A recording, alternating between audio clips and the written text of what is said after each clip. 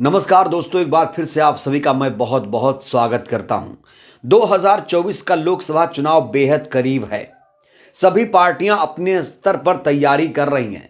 जहां समाजवादी पार्टी ने अपनी पहली सूची जारी कर दी, वहीं बहुजन समाज पार्टी को लेकर खबर यह है कि बहुजन समाज पार्टी ने भी अपनी पहली सूची लगभग तैयार कर ली है।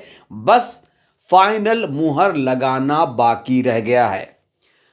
वहीं कांग्रेस पार्टी और समाजवादी पार्टी में अभी पेच फंसा हुआ है। सीटों का बंटवारा नहीं हो पाया है, सही से गठबंधन नहीं हो पाया है। तो अभी कांग्रेस पार्टी का जो पेच है वो उलझा हुआ है। दोस्तों, इस बीच चर्चा इस बात को लेकर शुरू हो गई है कि कौन सी पार्टी मुसलमानों की हितैषी है, कौन सी पार्टी मुसलमानों को ज्यादा टिकट देती है, कौन सी पार्टी मुसलमानों को ज्यादा तरजीह देती है। तो इस बीच चर्चा बहुजन समाज पार्टी को लेकर है। दोस्तों, आपको जानकर ताज्जुब होगा कि बहुजन समाज पार्टी ने इस बार 24 के लोकसभा चुनाव में 10 से 15 मुस्लिम उम्मीदवारों को टिकट देने का फैसला कर लिया है। दोस्तों, आज के इस वीडियो में मैं आपको बताऊंगा वो सीटें जहां से बहुजन समाज पार्टी मुस्लिम उम्मीदवार उतारने जा रही है। तो चलिए दोस्तों, सिलसिलेवार तरीके से हम बात करते हैं। उत्तर प्रदेश में वो कौन कौन सी लोकसभा सीटें हैं जहां पर बहुजन समाज पार्टी मुस्लिम कैंडिडेट उतारने जा रही है, या फिर यूं कहिए कि उतार सकती है। तो दोस्तों, सबसे पहले हम बात करते हैं सहारनपुर की। सहारनपुर पश्चिमी उत्तर प्रदेश का सुदूर इलाका, जहां कहा जा रहा है कि बहुजन समाज पार्टी एक बार फिर से मुस्लिम उम्मीदवार उतार सकती है। मैं नाम नहीं लूंगा क्योंकि लिस्ट तैयार है, लिस्ट में फेरबदल भी हो सकती है, इसलिए मैं सिर्फ आपको लोकसभा का एक क्वेश्चन बताते हुए चलूंगा।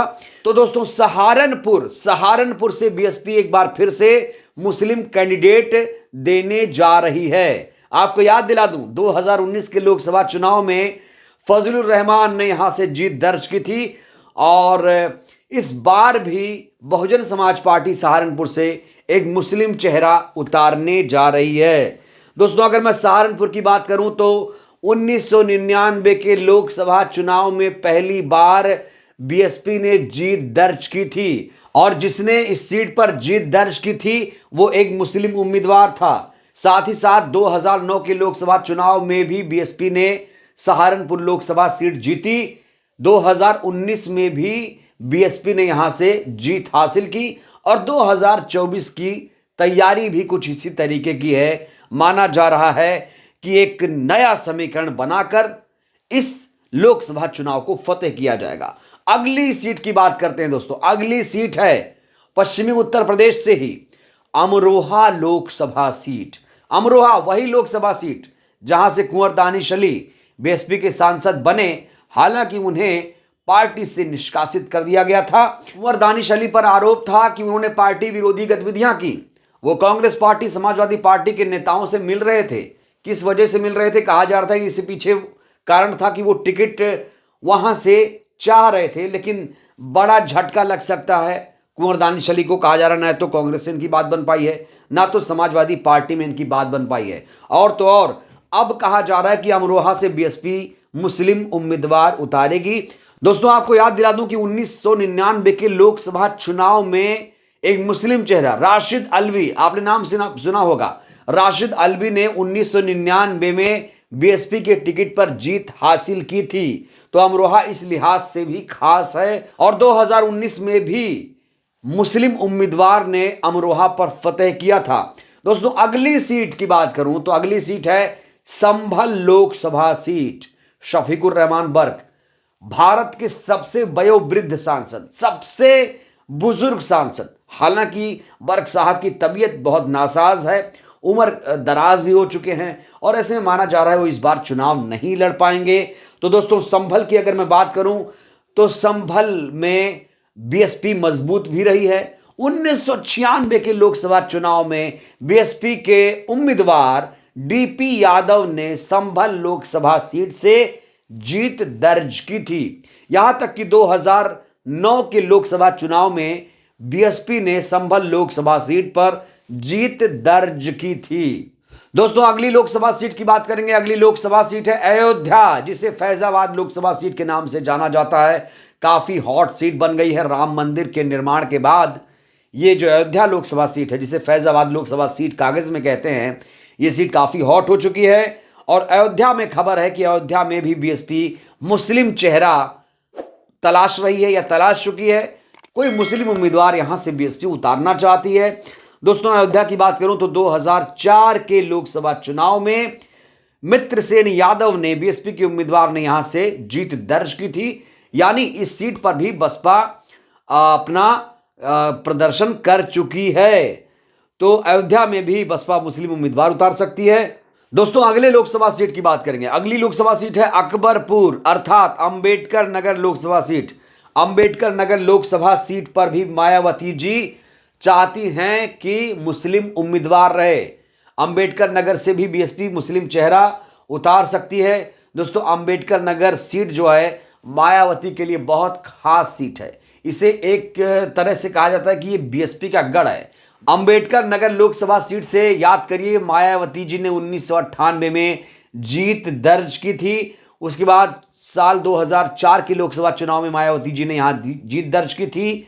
2009 के लोकसभा चुनाव में भी मायावती जी ने अंबेडकर नगर लोकसभा सीट से जीत दर्ज की थी। और आपको जानकर ताज्जुब होगा कि मायावती जी को उस समय 46% वोट हासिल हुए थे। विश्व रिकॉर्ड बना दिया था मायावती जी ने। इसके अलावा 2009 के लोकसभा चुनाव में बीएसपी यहां से जीती थी। 2019 के लोकसभा चुनाव में भी बीएसपी यहां से जीती थी। अभी यहां से सांसद थे रितेश पांडे। दोस्तों अगली लोकसभा सीट की बात करेंगे। अगली लोकसभा सीट जहां से बीएसपी मुस्लिम चेहरे को उतारने का प्लान बना चुकी है। अगली लोकसभा सीट कहा जा रहा है नगीना लोकसभा सीट। बिजनौर जिले की नगीना लोकसभा सीट में मुस्लिम चेहरा मायावती जी उतार सकती हैं। नगीना की खास बात यह है कि नगीना में अब तक सिर्फ 3 बार ही चुनाव हुए हैं। 2008 में यहां पर परिसीमन हुआ, 2009 में पहली बार चुनाव हुआ, समाजवादी पार्टी जीती पहली बार, दूसरी बार बीजेपी जीती, तीसरी बार 2019 में बीएसपी ने यहां पर जीत दर्ज की। तो नगीना किसी की नहीं है। नगीना सीट पर किसी का कब्जा नहीं है, लेकिन जो समीकरण है दलित मुसलमान समीकरण यहां पर काफी हावी माना जाता है। ऐसे में बसपा अगर यहां से मुस्लिम चेहरा उतार देती है तो उसे यहां पर फायदा हो सकता है। दोस्तों अगली लोकसभा सीट है डुमरियागंज लोकसभा सीट। डुमरियागंज सिद्धार्थनगर जिले की डुमरियागंज लोकसभा सीट से बीएसपी मुस्लिम चेहरा उतारने की तैयारी कर रही है। समीकरण ही इसका ऐसा है कि यहां से एक बार फिर से बहुजन समाज पार्टी यहां से मुस्लिम चेहरे को टिकट दे सकती है। याद करिए दोस्तों 2004 में बीएसपी के उम्मीदवार ने यहां से जीत दर्ज की थी।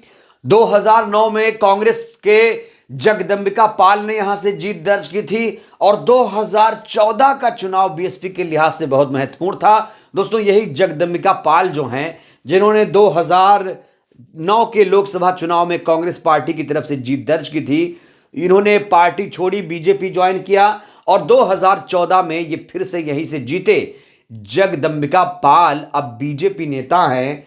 और आपको बताऊं तो 2014 के लोकसभा चुनाव में मोहम्मद मुकीम जो हैं, मोहम्मद मुकीम बीएसपी के कैंडिडेट हुआ करते थे, मुस्लिम चेहरा है। मोहम्मद मुकीम साहब काफी प्रभावशाली नेता माने जाते हैं। दोस्तों 2014 के लोकसभा चुनाव में बीएसपी के उम्मीदवार मोहम्मद मुकीम को करीब 2 लाख वोट मिले थे। 20% वोट इन्हें हासिल हुआ था। समाजवादी पार्टी के कैंडिडेट को 18% वोट मिला था। वहीं कांग्रेस पार्टी को 9% और पीस पार्टी अध्यक्ष अयूब खान साहब को यहां से 10% वोट मिला था। कहा जा रहा है कि यहां से अगर अयूब साहब उम्मीदवार नहीं होते तो यहां पर बीएसपी के मोहम्मद मुकीम की जीत तय थी 2014 में। हालांकि 2014 में मोदी जी की लहर थी, इसलिए पाल जीत गए, नहीं तो मोहम्मद मुकीम वहां से जीत दर्ज कर सकते थे। तो दोस्तों डुमरियागंज लोकसभा सीट से इस बार भी बीएसपी किसी मुस्लिम कैंडिडेट को यहां से उतार सकती है।